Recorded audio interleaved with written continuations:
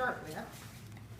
Just think of making a grid, and this grid I think is 6 by 6. Okay, so you sew them all together. Just sew your blocks together in a row. It's a good idea. Like I started up, well, I guess I started in this corner. I started in this corner where the mouse got eating away. And when you do your rows, you just use basic piecing techniques where you put your stuff up on the design wall so you see how you like it. And then I number my rows with sticky Post-it notes. Post-it notes. 1, 2, 3, 4, 5. Right, yeah. Then I take the row to the sewing machine, sew them Right. together, do my 6 rows, and then I put them all together, one after the other. So just, now if you were making some of these other sizes, like on my design wall right now, I have a set of 10-inch blocks. So that makes it a nice, quite big-sized start for a quilt. You also add a border, and it's fun. I didn't get too creative with this border. I just made it fairly plain, but you can audition different fabrics for your borders, and I tried playing around with that, taking pictures of which ones I thought would look best, and then I forgot I'd taken the pictures and just grabbed this and threw it on. But the idea is to have, on the directions that I'll leave with you, it tells you the width of the border, and I think this one is 3.5, looks like 3.5 inches. On the other sized templates, you have a different width for your border. On the 10, it's a 6.5 inch border. And so then you start to lay it out on your cutting board, and you start up in one corner like this, and I already cut some out. We're gonna put up, hang on, we gotta find them. You need this, and we have some, oh, here they are. Okay.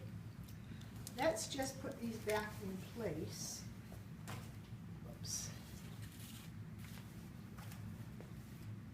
Now, when you do this,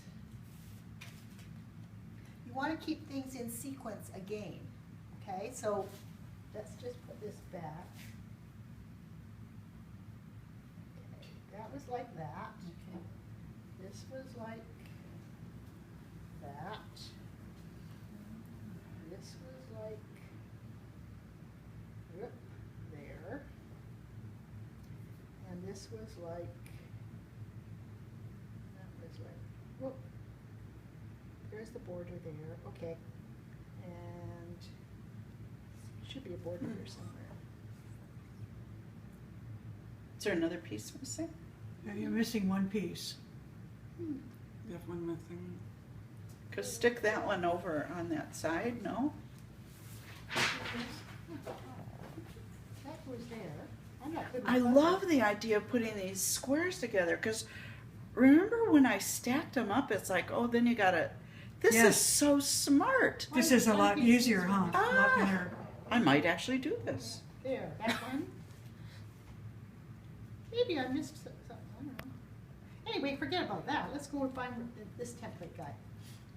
So what you're doing is you're going along and you're positioning this. This would be the top row. Do your borders first, Okay. your top border. You put the cross hairs right on there, and then you take your rotary cutter and cut around. And keep them in order, because keep your whole stack in order so that you don't get all muddled up. It's not too hard to unmuddle it because you see the pinwheel when you put it together to sew. But you go along, all along at that, then you can go to the second row Oh, okay. like this. You just, everywhere there's a cross Okay. section, you just keep cutting. So you end up with a whole series, and I don't go too many at a time. I do about a row at a time so that you don't get muddled up. Like I obviously just got a little muddled up here. You take it to your sewing table. First you got to put it in order. Here's one. Nope. If you're as you're going along, it's not as hard as it looks like. I'm just mucking about here, but they turn it 1/4 inch each way. So there is one block. That's your first block. Oh, that's why you picked it up like that, because Yeah. you had one block. And so, So you've got one piece missing. But your white, I don't know why. do you want your white there? You want your white Oh, on no, the I don't. I outside? want my white on the outside. I think you switch it with the one that has all the color. Okay. No? Those other I two. gotta look at this. Yeah. Okay, let's see, green, red. Oh, I'm so motivated, Joan. That's not right, that one, because it's not the border. I wonder wonder if a piece fell on the floor while I was doing this. I bet That it side did. is right there. There you go. Not quite. No, the rest color has to touch I've the got other a- part of I've the messed middle. up and- Flip the bottom one around Yeah, there, this yeah. one goes right there. Okay. No. Yeah, that's below. Okay, so I haven't cut the second side. So turn a little more, turn that one, turn. Yeah. There, I think that has to go like that. Yeah, that But actually- is But your that doesn't color give you ever your to the border. Yeah. That Hmm. doesn't give you your border. No, I have missed a piece. It must be on my. Oh, maybe side because table. you went down a row instead of continued across. Yeah, I might find it later.